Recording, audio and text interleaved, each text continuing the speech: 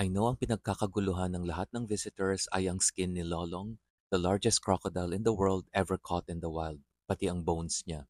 The taxidermied skin is on the fifth floor, the bones naman nasa second. But here are the other exhibits at the National Museum of Natural History that I found equally intriguing na I hope you do not miss.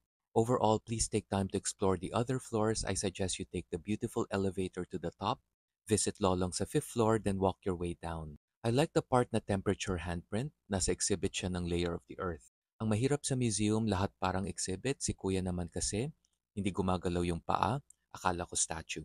I like yung fossil ng Megalodon, na OMG ganito pala kalaki ang mouth niya, so parang totoo pala ang movie na The Meg. Afraid ito. Suggestion ko rin, minsan use the white ramps to go down, minsan use the old stairs kasi may charm din siya and very photogenic. I like this terrestrial cabinet of curiosities.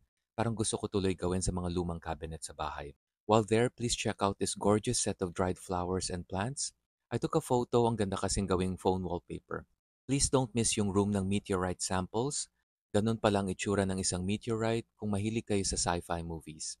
On the lowest level, near the exit, please take time to appreciate the Marinduque whale skeleton sa ceiling. Kaya takot talaga ako sa scuba diving kasi baka hindi si Nemo ang mahanap ko and accidentally ako malunok ng mga ganito. But absolutely fascinating exhibit. Finally, before you go home, sa first floor, yung main steps, once in a while may ray of light, which makes for really cinematic photos.